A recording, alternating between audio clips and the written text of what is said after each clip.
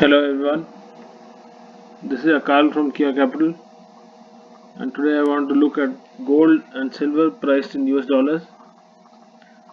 Please note two things. Firstly, this is not in any local currency, this is in US dollar chart. So if your local currency appreciates versus the dollar, gold or silver in your currencies will become cheaper, and if your local currency depreciates with respect to the dollar, then gold and silver in your local currency will become expensive. Second thing to notice that my cursor will not be on the exact points on the chart. There is some defect in this screen capture thing, so hear my speech more than you look at my cursor. So this is a gold chart, and it started its bull run in the year 2001 from a low of 254.45, and it went all the way up to 1920.3 in the year 2011, September 2011. After that, it has been on the decline and has created a monthly trend line. Zero, these red numbers 0, 1, 2, 3. It approached the resistance zone, and the resistance zone was formed at 1, and then this line acted as a resistance zone at 2. It couldn't touch 2, the line at 2, but it touched it at 3, where we have a lower resistance zone, resistance point.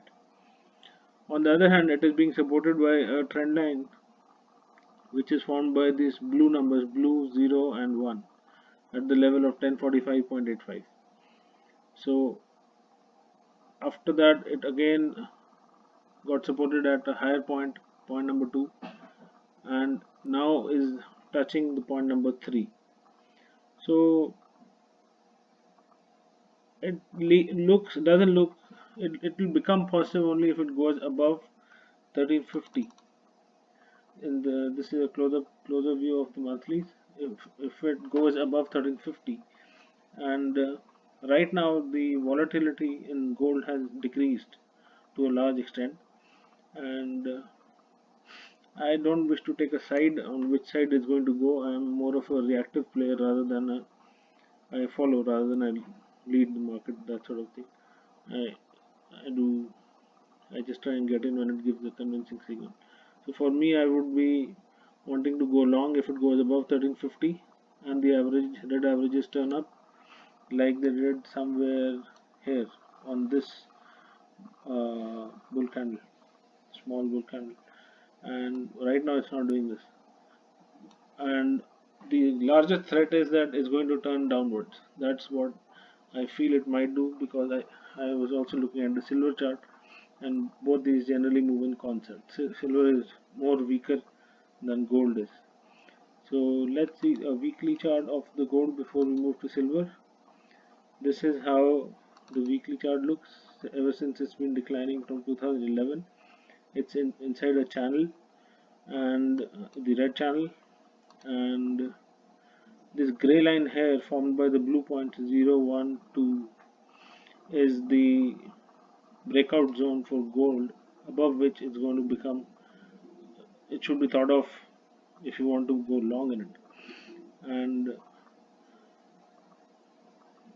this is the similar 1350, or this 1350 is this blue line here formed by 2 and 3, and the red line declining from the top, that's also the above channel line, and this gray line is the horizontal line formed by 0, 1 and 2 almost, and almost 3. So that's how gold looks. It doesn't look very positive to me at the moment. It has to do a lot of work, and in this blue region, blue circle, to go above 1350 or 1400 levels before it will become a buy side thing.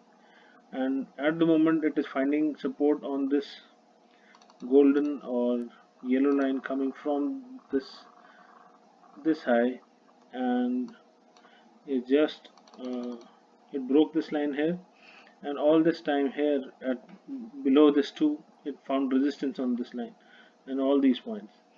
It broke it here, and then found support here, and is then now testing this line again. If it breaks below this line, then it could get nasty if it gets breaks below the blue line as well. So right now it's kind of in the middle for me. I don't know, everybody has a shorter horizon or longer horizon for trading, but I just wanted to highlight how gold looks. My view is to wait for both the long side and the short side for longer horizon plays. For shorter horizon, I don't do shorter horizon plays, so I don't comment on that. Let's look at silver. Silver made its low in November 2001 and low was 4.04. This is point number 0 here. Then it made a high of 49.51 in April 2011 and this high was 49.51. So midpoint the mid the midpoint of this run up is the geometric mean of the two values 4.04 and 49.51, which tells you that the amount of money which percentage gain between 14.14 and 4.04 is the same as the percentage gain between 49.51 and 14.14. So it's a measure of how much percentage the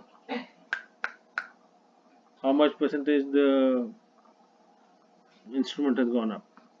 From this high of 49.51, it has started to come down, and this 0.1 and it doesn't show 2 here, I'm sorry for that. 0.1345 is the way it has come down.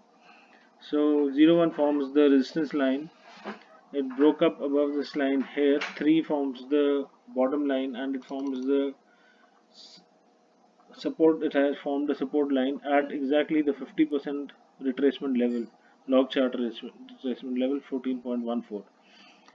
And after that, basically silver is more weak than gold, is because gold the reds are more congested and sideways, which is a good sign, but doesn't look like it's going to go above 1350. Doesn't look like it has the traction to do that, so it has to do more work near point number 3, but it looks like rolling over and going below the blue line. Silver, already the reds are moving downwards. It's a downward trend, and point number 5 is showing that it's also threatening to break below the support line. This Bollinger Band is turning downwards, which basically means that the that silver is trying to turn downwards, and the SMA is also flat or turning downwards here, 20 SMA. So my view is that both silver is going to lead the decline, and both of them look like going down. I would be interested in going long only if silver does something meaningful here in 2018 and does what gold is doing,